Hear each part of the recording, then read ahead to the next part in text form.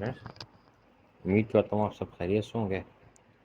तो now we are starting the lecture number 2 of circular and rotational motion which is angular velocity.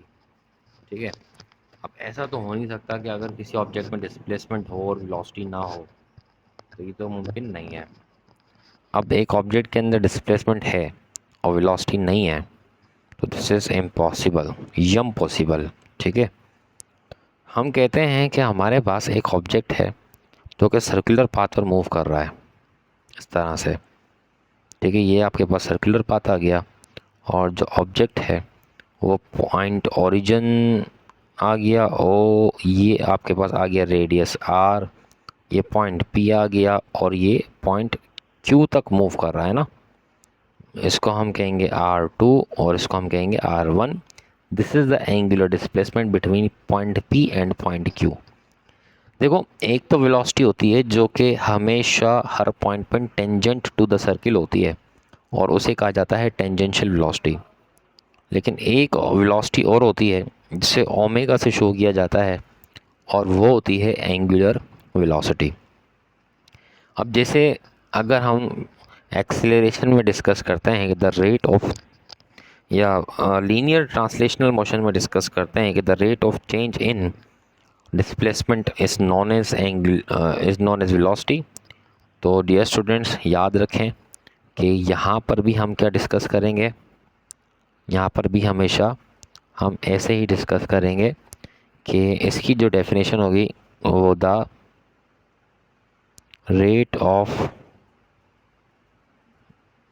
Change in angular displacement. ठीक है, the rate of change in angular displacement is known as angular velocity. Dear students, अगर हम इसके फॉर्मूले की बात करते हैं, सो इसका जो फार्मूला होता है omega is equal to del theta divided by t. ठीक है, इसको हम कहते हैं एवरेज एंगुलर एक्सेलरेशन। और अगर हम एवरेज एंगुलर वेलोसिटी, सॉरी, और अगर हम एंगुलर वेलोसिटी इंस्टेंटेनियस की बात करते हैं, तो इस कंडीशन में जो टाइम होता है वो अप्रोचेस टू ज़ीरो होता है और उसमें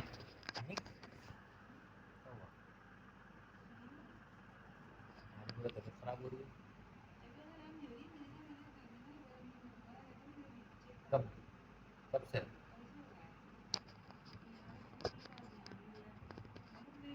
पूरी खाई थी सुबह, चिप्स भी खाए ना तुमने आज, दोपहर में कचरा कचरा खा रही थी, क्यों खा रही थी?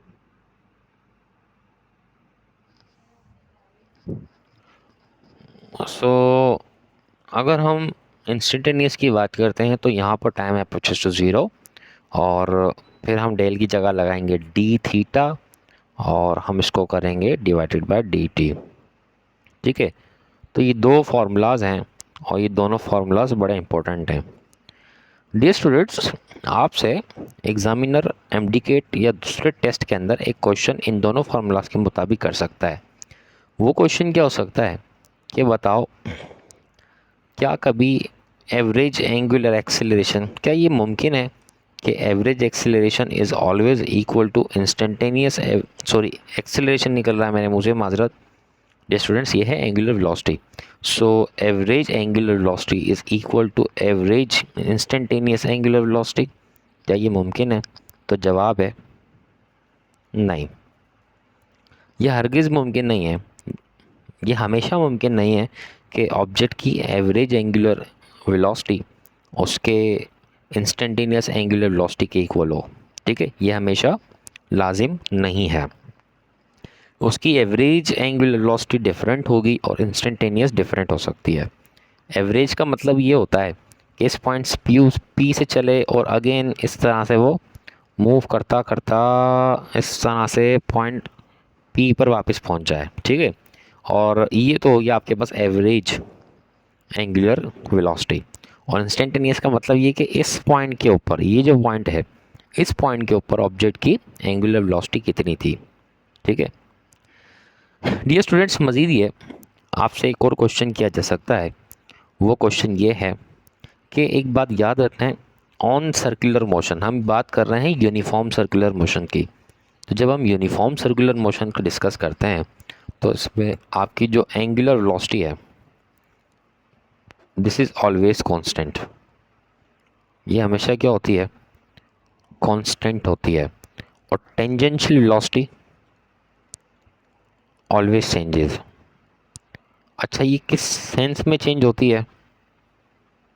देखो, वेलोसिटी दो तरह से चेंज होती है।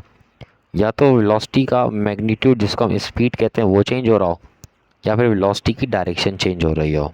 ठीक है, सो यूनिफॉर्म सर्कुलर मोशन में टेंजेंशियल वेलोसिटी की डायरेक्शन हमेशा टेंजेंट टू द सर्किल रहती है, जिसकी वजह से ये वेलोसिटी हमेशा चेंज होती है। इस पॉइंट पर भी ऐसा होगा, इस पॉइंट पर भी ये बाहर होगी, ये बाहर इस तरह से होती है, ये थोड़ा मुझसे टेढ़ा बन रहा है। ठीक है, सो अब हम चलते हैं एंगुलर वेलोसिटी के यूनिट की तरफ। अब हम चलते हैं इसके यूनिट की तरफ। डियर स्टूडेंट्स, जब हम इसके यूनिट की बात करते हैं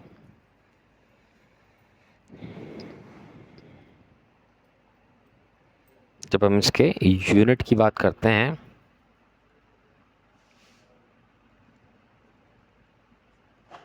तो उसके 3 से 4 यूनिट्स हम डिस्कस करते हैं और करने भी चाहिए। पहला यूनिट हमारे पास होता है, अब देखो, वैसे तो एंगुलर डिस्प्लेसमेंट का जो यूनिट है वो रेडियन है।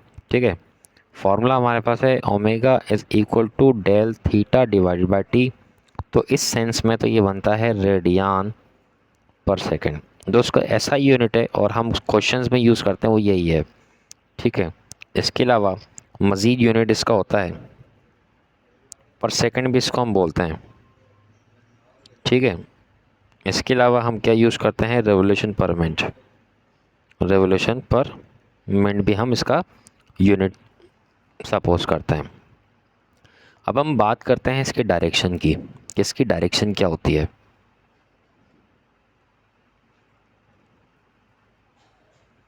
इसके डायरेक्शन की हम बात करते हैं। डियर स्टूडेंट्स, जब हम इसके डायरेक्शन की बात करते हैं तो हमने कहा कि ये है हमारे पास एक सर्कल इस तरह से। ठीक है, ये है इसका ओरिजिन पॉइंट और ये है इसका रेडियस आर। अब देखें जी, यहाँ पर एक पॉइंट पी हम सपोज करते हैं अगेन, एक पॉइंट क्यू हम सपोज करते हैं अगेन। ठीक है, ऑब्जेक्ट जो कि इस तरह से मूव कर रहा है।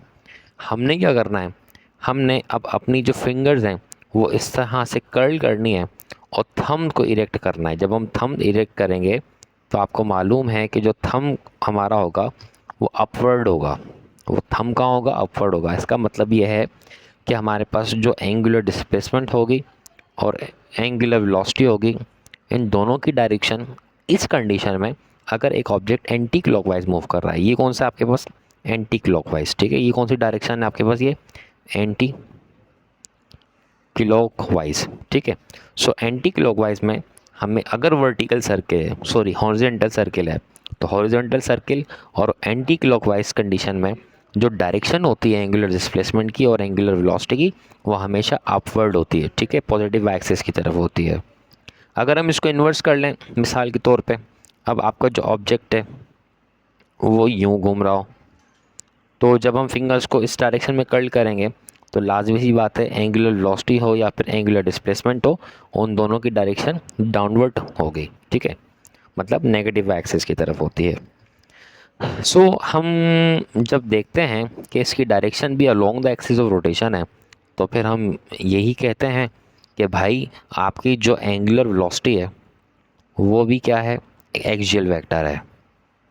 वो भी क्या है, एक्सियल वेक्टर है। इसका मतलब ये है कि जो थीटा होता है इसकी डायरेक्शन और ओमेगा की डायरेक्शन दोनों की सेम होती है। और यही वजह है कि फॉर्मूले में हम इसके ऊपर भी एरो लगाते हैं और इक्वल करके डेल थीटा के ऊपर भी एरो लगाते हैं और इसको कुछ इस तरह से लिखते हैं। इसके ऊपर एरो लगाना, इसके ऊपर एरो लगाने का मकसद ये है कि आपका ये वाला जो वेक्टर है वो इक्वल है इस वेक्टर के, ठीक है। तो इक्वल जब भी होता है जब इन दोनों की डायरेक्शन इक्वल होती है, सेम होती है। सो एक बात याद रखें कि एंगुलर वेलोसिटी हो, एंगुलर डिस्प्लेसमेंट हो, दोनों की डायरेक्शन हमेशा सेम ही होती है, ठीक है। अच्छा, अब हम चलते हैं इसकी डायमेंशन की तरफ, इसके डायमेंशन की तरफ।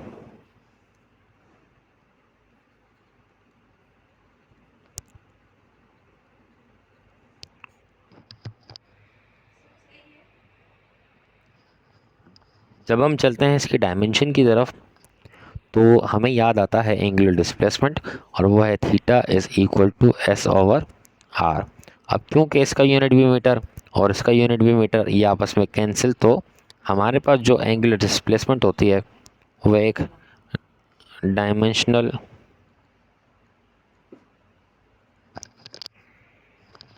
लेस क्वांटिटी होती है, डायमेंशनल लेस क्वांटिटी होती है, ठीक है। अगर हम बात करते हैं ओमेगा की, वो होता है del theta divide by T. So जब हम ओमेगा की बात करते हैं, अब क्योंकि इसके पास तो कोई डायमेंशन है ही नहीं, तो हमारे पास क्या बचा, पर सेकंड। सो इसकी जो डायमेंशन बची वो टी पावर माइनस वन, ठीक है। टी पावर माइनस वन इसकी डायमेंशन हमारे पास बची। सो एंगुलर जो वेलोसिटी होती है उसकी डायमेंशन होती है पर सेकंड, ये टी पावर माइनस वन, ठीक है जी। टी पावर माइनस वन उसको हम कहते हैं। डियर स्टूडेंट्स, मज़ीद इससे आगे कि आपकी जो एंगुलर वेलोसिटी होती है, मज़ीद इससे आगे ये है कि आपकी जो एंगुलर वेलोसिटी होती है,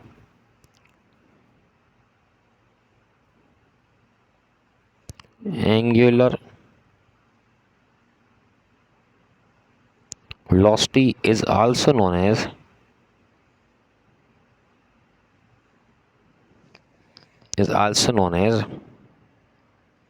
एंगुलर फ्रीक्वेंसी, ठीक है। इसको हम क्या कहते हैं, एंगुलर फ्रीक्वेंसी भी कहता है। एंगुलर फ्रीक्वेंसी का मतलब, फ्रीक्वेंसी क्या होती है, द नंबर ऑफ साइकिल्स पर सेकंड, ठीक है। तो हम ये कहते हैं कि अगर एक ऑब्जेक्ट मूव कर रहा है और मूव करते करते कितने टाइम में कितने चक्कर लगा रहा है, this is known as angular frequency, ठीक है। एंगुलर फ्रीक्वेंसी को हम डिनोट करते हैं वही ओमेगा से, और इसका जो फार्मूला होता है वो होता है 2 पाई डिवाइडेड बाय टी। अब क्योंकि हमें पता है कि 1/t बराबर होता है एफ़ के, क्योंकि ये फ्रीक्वेंसी का फार्मूला है, सो हमारे पास जो एंगुलर वेलोसिटी है वो बनती है 2 पाई एफ़, ठीक है। तो हमारे पास एंगुलर वेलोसिटी का एक और फार्मूला आया जो कि इक्वल होता है 2/एफ़ के। तो ये फार्मूला भी आपने याद रखना है, ठीक है जी, ये फार्मूला भी आपने याद रखना है। अब हम बात करते हैं कुछ कन्वर्जेंस की, जिसमें जिसको लेकर या जिसको पढ़ने के बाद हमें इंशाल्लाह बड़ी आसानी होगी, ठीक है। देखो, हमने कहा था हम कन्वर्जेंस की बात करते हैं।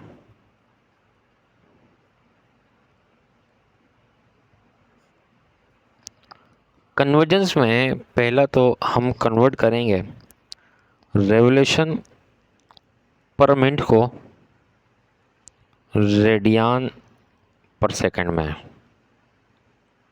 ठीक है। रेवोल्यूशन पर मिनट को रेडियन पर सेकंड में, कि हम किस तरह से रेवोल्यूशन पर मिनट को रेडियन पर सेकंड में कन्वर्ट कर सकते हैं। देखो, हम रेवोल्यूशन की जब बात करते हैं तो इसका मतलब होता है कि one complete cycle of a circle. जब हम रेवोल्यूशन की बात करते हैं ना, तो जब हम रेवोल्यूशन की बात करते हैं तो इसका मतलब ये होता है कि एक ऑब्जेक्ट यहाँ से चले, यहाँ से चलने के बाद एक कंप्लीट साइकिल लेकर वापस आए। तो रेवोल्यूशन का मतलब तो हो गया कि सर्कमफेरेंस ऑफ अ सर्कल, जिसको हम 2 पाई कहेंगे, ठीक है।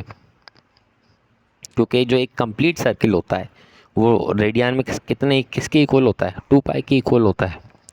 सो पर मिनट की हम बात कर रहे हैं ना, पर मिनट की। सो पर मिनट का मतलब एक मिनट में कितने सेकंड्स होते हैं, 60। तो ये आपके पास हो गया रेडियन और ये आपके पास हो गया सेकंड। तो जो 1 रेवोल्यूशन पर मिनट होता है वो इक्वल होता है 2 पाई divided by 60 radian per second के। ठीक है, ये कन्वर्जन आपने याद रखनी है। इसको अगर हम मज़ीद सिंप्लीफाई करें तो ये हो जाएगा 2 1 2, 2 30 60। सो ये हो जाएगा 1 revolution per minute is equal to pi by 30 radian per second. ठीक है जी, pi by 30 radian per second. अब इसी फॉर्मूले को आपने रीअरेंज कर लेना है। इस फॉर्मूले को रीअरेंज कैसे करेंगे?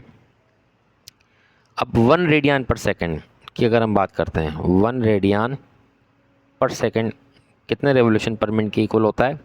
आप 30 डिवाइड वहाँ जाकर मल्टीप्लाई, पाई मल्टीप्लाई वहाँ जाकर हो जाएगा डिवाइड।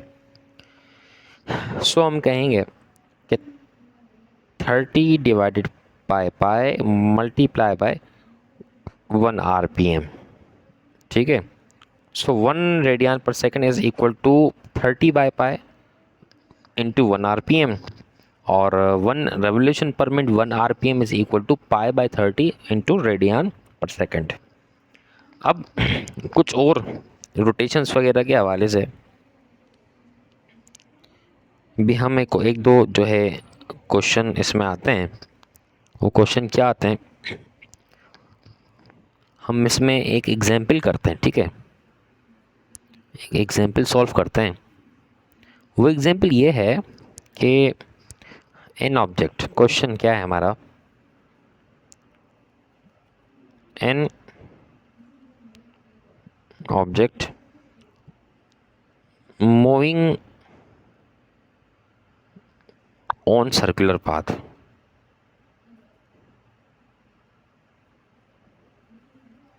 ठीक है, with omega is equal to 3000 RPM। ठीक है,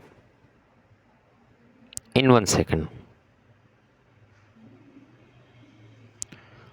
अब पूछा क्या जाता है, ए में find number of rotation, find number of rotation, और बी में पूछा जाता है कि आपने जो रोटेशन है वो रेडियन में फाइंड आउट करनी है। कैसे करोगे? बड़ा आसान है, इतना मुश्किल नहीं है। ठीक है,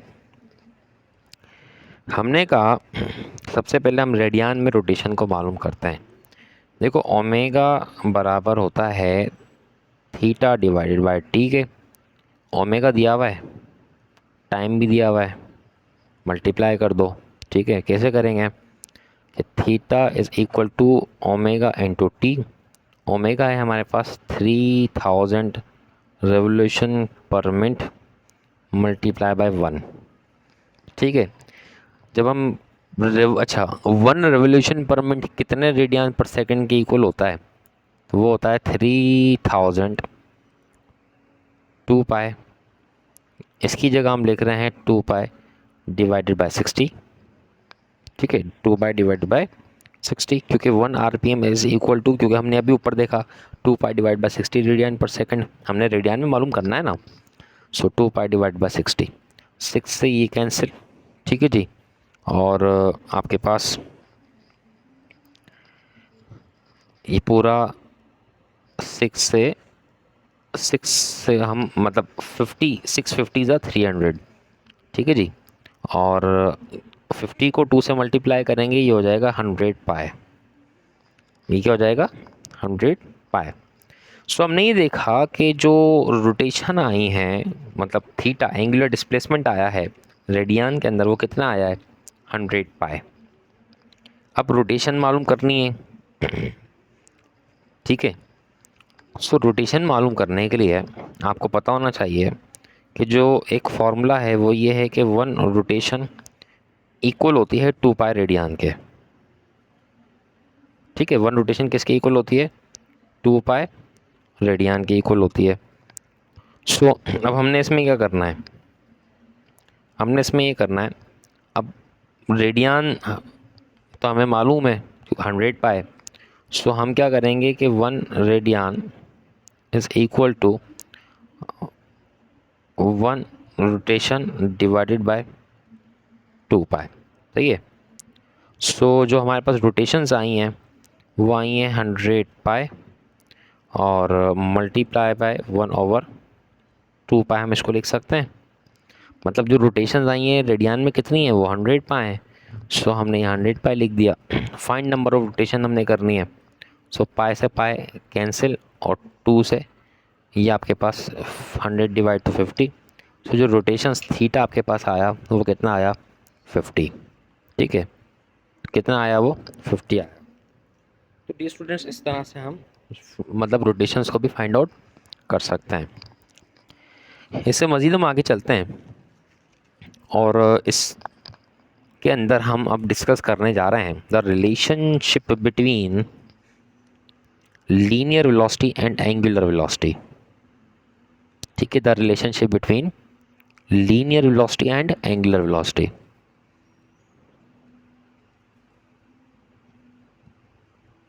रिलेशन बिटवीन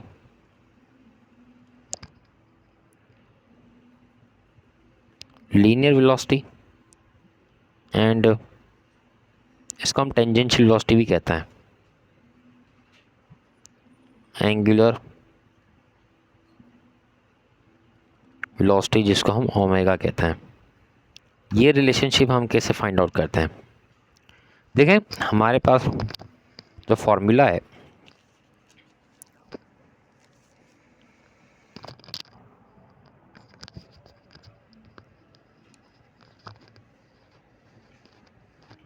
वो फॉर्मूला है एस इज इक्वल टू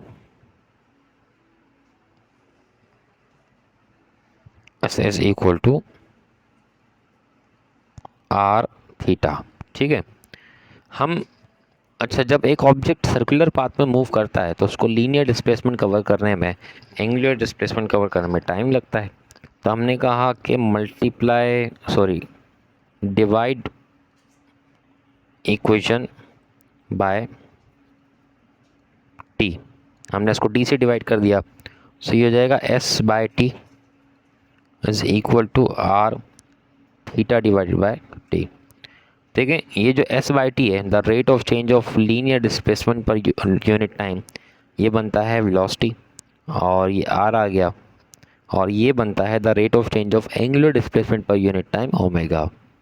ठीक है, तो this is the relationship between linear velocity and angular velocity. बच्चों इसको हम कहते हैं स्केलर फॉर्म। इस इक्वेशन की कौन सी फॉर्म है ये, इस रिलेशनशिप की स्केलर फॉर्म है।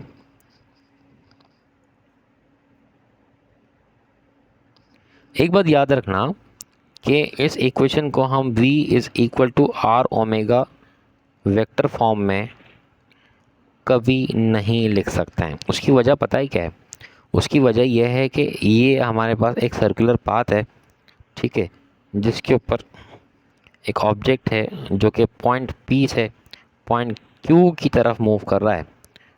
अब इसकी जो एंगुलर वेलोसिटी होगी उसकी डायरेक्शन होगी along the axis of rotation. ठीक है, और अगर टेंजेंशियल वेलोसिटी की बात करते हैं तो वो हमेशा होगी टेंजेंट टू द सर्किल। मतलब ये कि इस सर्किल के हर एक पॉइंट के ऊपर, इस सर्किल के हर एक पॉइंट पे, चाहे वो ये वाला पॉइंट हो, टेंजेंशियल वेलोसिटी ये होगी जिसको हम वीटी कहेंगे। ये वाला पॉइंट हो, टेंजेंशियल वेलोसिटी ये होगी जिसको हम वीटी कहेंगे। ये वाला पॉइंट हो, टेंजेंशियल वेलोसिटी ये होगी जिसको हम वीटी कहेंगे। और या फिर ये वाला पॉइंट जिसको टेंजेंशियल वेलोसिटी ये होगी जिसको हम वीटी कहेंगे। ये रेडियस होगा आर, ये रेडियस होगा आर, ये रेडियस होगा आर, ये रेडियस होगा आर। इन दोनों के दरमियान में 90 डिग्रीज़, इन दोनों के दरमियान में 90 डिग्रीज़, इन दोनों के दरमियान में 90 डिग्रीज़, इसी तरह से इन दोनों के दरमियान में भी 90 डिग्रीज़ बन रहे होंगे। डिफरेंट डायरेक्शंस की वजह से हम इस इक्वेशन को वेक्टर फॉर्म में नहीं लिख सकते हैं क्योंकि डायरेक्शन डिफरेंट हो जाती हैं। डियर स्टूडेंट्स, हम यहाँ पर एक काम और कर सकते हैं, एक और रिलेशन निकाल सकते हैं। वो रिलेशन होगा कि omega is equal to v t divided by r perpendicular. हम इसको ऐसे भी लिख सकते हैं, v t divide by r perpendicular. तो ये हमारे पास ऊपर बनी इक्वेशन नंबर 1 और इसको हमने कहा इक्वेशन नंबर 2। इससे हम ओमेगा का रिलेशनशिप भी निकाल सकते हैं। इस इक्वेशन में हमें एक रिलेशनशिप मिलती है, वो मिलती है जिसको हम डायरेक्टली कहते हैं कि आपका जो टेंजेंशियल वेलोसिटी है is equal to r omega है। तो इसमें ये होता है कि v t is directly proportional to r. ठीक है, इसका मतलब ये है कि सर्किल जितना छोटा होगा उतनी कम वेलोसिटी के साथ आप उसको टर्न कर सकते होंगे इस तरह से। ठीक है, ये वी टी आ गया, ये वी टी आ गया, और जितना बड़ा सर्किल होगा उतनी ज़्यादा टेंजेंशियल वेलोसिटी उस ऑब्जेक्ट के अंदर मौजूद होगी, क्योंकि उसका रेडियस बढ़ जाएगा, इसका रेडियस छोटा है। ठीक है, अच्छा ये तो कांस्टेंट रहती है, इसको हम एंगुलर कहते हैं, तो ये हमेशा कांस्टेंट रहती है क्योंकि हम यूनिफॉर्म सर्कुलर मोशन को डिस्कस यहाँ पर मुसलसल कर रहे हैं, तो इसलिए ये हमेशा कांस्टेंट रहती है। सो एक और क्वेश्चन हम यहाँ पे अभी डिस्कस करते हैं। ठीक है, वो क्वेश्चन क्या है? वो क्वेश्चन ये है, ताकि आपको ऊपर आने वाली इक्वेशन भी समझ में आ जाए कि हमने किया क्या है बेसिकली। वो क्वेश्चन ये है कि हमारे पास एक सर्कुलर पाथ है। ठीक है, वो क्वेश्चन ये है कि एक सर्कुलर पाथ है और इस सर्कुलर पाथ के ऊपर जो ऑब्जेक्ट है वो मूव कर रहा है। टेंजेंशियल वेलोसिटी उसकी है कितनी है? 25 सेंटीमीटर पर सेकंड, और उसका जो रेडियस है वो है 1 सेंटीमीटर, 10 सेंटीमीटर। ठीक है, अच्छा अब इसमें पूछा है कि थीटा बताओ कितना होगा। ये इस तरह से मूव कर रहा है ना, अब बताओ थीटा कितना होगा, एंगुलर डिस्प्लेसमेंट ये कितना कवर करेगा। सो एंगुलर डिस्प्लेसमेंट के लिए, एंगुलर डिस्प्लेसमेंट मालूम करने के लिए बड़ा आसान सा फार्मूला है, बड़ा आसान सा तरीका है। वो तरीका क्या है? वो तरीका ये है कि देखो, एंगुलर वेलोसिटी का फार्मूला होता है omega is equal to del theta divide by t. Theta मालूम करना है तो ये बनेगा ओमेगा इंटू टी। अभी हमने देखा कि ओमेगा बराबर होता है वी डिवाइडेड बाय आर के। सो थीटा का जो फार्मूला बनेगा, ओमेगा की जगह आएगा tangential velocity divide by r multiply by time. Tangential velocity है 25, आर है हमारे पास 10, टाइम है 1, तो 25 डिवाइड बाय 10 बना 2.5 रेडियन। इसका मतलब ये है कि जो एंगुलर डिस्प्लेसमेंट होगी वो होगी 2.5 रेडियन। इस तरह से हंसते रहो। ठीक है डियर स्टूडेंट्स, अब इस टॉपिक में एक और मज़ीद टॉपिक जिसको हम कहते हैं वॉल क्लॉक। अक्सर एमडीकेट के अंदर वॉल क्लॉक के हवाले से बड़े क्वेश्चंस होते हैं। ठीक है, वॉल क्लॉक के हवाले से क्या क्वेश्चन होते हैं और वो कैसे सॉल्व किए जाते हैं। वॉल क्लॉक में आपसे हमेशा पूछा जाता है, देखो वॉल क्लॉक के अंदर 3 हैंड्स होते हैं जिसको हम 3 कांटे कहते हैं। एक आपके पास होता है सेकंड हैंड, दूसरा आपके पास होता है मिनट हैंड, और तीसरा आपके पास होता है हावर हैंड। ठीक है, क्वेश्चन क्या होगा, किस तरह से पूछा जाएगा और सॉल्व कैसे करना है। देखो क्वेश्चन ये होगा, पूछा ही जाता है कि what is the angular velocity of second hand, what is the angular velocity of minute hand, and what is the angular velocity of hour hand. Formula है हमारे पास omega is equal to del theta divide by T. दूसरा है हमारे पास 2 pi divide by T. दूसरा हमारे पास क्या है, 2 पाई डिवाइडेड बाय टी भी एक फार्मूला है। ठीक है, हमने कहा कि हमारे पास ये घड़ी है और ये जो घड़ी का जो वो हैंड होता है जिसको हम सेकंड हैंड कहते हैं, ये इस तरह से रिवॉल्व करेगा, कंप्लीट साइकिल करता है। ठीक है। अच्छा, ये जो कंप्लीट साइकिल होता है, ये कंप्लीट साइकिल मतलब, या ये जो हम कहेंगे कि ये जो वन रेवोल्यूशन होता है, मतलब कांटा जब घूमकर वापस से अपनी जगह पर आता है, इसको हम कहेंगे वन रेवोल्यूशन। ये जो वन रेवोल्यूशन होता है, ये कितने टाइम में होता है? 60 सेकंड में। ऐसे ही होता है 60 सेकंड्स के अंदर, जो सेकंड वाला हैंड है 60 सेकंड के अंदर वापस से अपनी जगह के ऊपर आ जाता है। इसी तरह से आपसे क्वेश्चन ये किया जाएगा कि मिसाल के तौर पे आपके पास अब अगेन एक घड़ी है, और इसी घड़ी का जो मिनट हैंड वाला आपके पास कांटा है, वो घूम कर वापस से अपनी एक रेवोल्यूशन कंप्लीट करता है। क्या कंप्लीट करता है? एक रेवोल्यूशन कंप्लीट करता है, जिसको हम कहेंगे कि theta is equal to one revolution. कितने टाइम में करता है? अब देखो, सेकंड वाला करता है 60 सेकंड्स के अंदर, तो लाजमी सी बात है मिनट वाले करेगा 60 मिनट्स के अंदर। 60 मिनट के अंदर ये अपनी ओरिजिनल पोजीशन के ऊपर वापस आता है। इसी तरह से यहाँ पर अगर हम हॉर एंड की बात करते हैं, तो हॉर एंड के अंदर ये जो घड़ी है, इसमें जो 1 घंटे वाला कांटा होता है, अगर ये 12 पे था तो ये वापस से 12 पर आएगा 12 घंटे बाद। मतलब 12 बजे सुबह के था तो वापसी से घूम कर रात को 12 बजे आएगा। तो इसका हम ये कहेंगे कि भाई, ये जो एक रेवोल्यूशन कंप्लीट होती है, ये कितने टाइम में होती है? 12 आवर के अंदर होती है। कितने टाइम में होती है ये?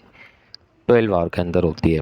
अब आपने कुछ भी नहीं करना, आपने फार्मूला लेना है 2π/t, और इसके अंदर ये टाइमिंग्स को पुट कर देना है। ठीक है। कैसे करोगे? फार्मूला है 2π/t, फार्मूला है 2π/t, फार्मूला है 2π/t। ठीक है। कैसे सॉल्व करना है इसको? देखिए जी, अब मज़ीद इससे आ गई है 2π/t। So omega is equal to 2π/t। ठीक है। टाइम कितना है? 60 सेकेंड्स।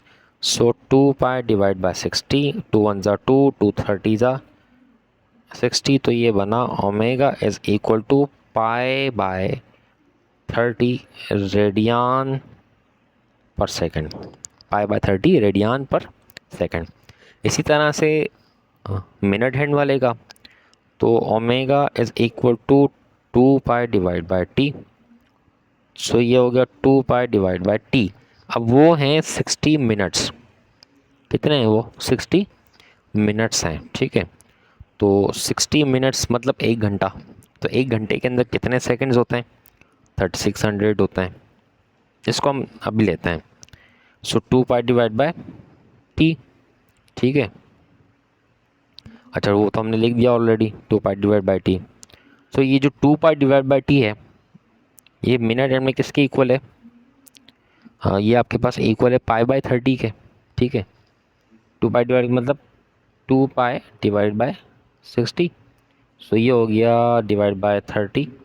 ये हो गया आपके पास π/30 radian per minute. Radian per minute. अगर आप उन्हें इसको सेकंड के अंदर कन्वर्ट करना है, सो π/30 मल्टीप्लाई बाय 60, तो फिर ये कन्वर्ट हो जाएगा रेडियन पर सेकंड के अंदर। ठीक है। अच्छा जी, अब इसी तरह से 2π/t है, सो 2π/12 हो जाएगा। t होगा, सो t की जगह हम वही 60 पुट करेंगे, तो ये इक्वल हो जाएगा π/30 रेडियन पर और। π/30 रेडियन पर और। अब 1 घंटे के अंदर कितने सेकंड्स होते हैं? 3600 होते हैं। तो उसको सेकंड्स के अंदर कन्वर्ट करने के लिए हम क्या करेंगे? π/30 मल्टीप्लाई बाय 3600, और ये हो जाएगा रेडियन पर सेकंड। ठीक है। सो ये इक्वल होगा π/30 21600 रेडियन पर सेकंड, और ये इक्वल होगा 6 3 1800 रेडियन पर सेकंड। ठीक है। सो ये आपके पास मिनट हैंड है, ये आपके पास सेकंड हैंड है, और ये आपके पास हॉर हैंड है।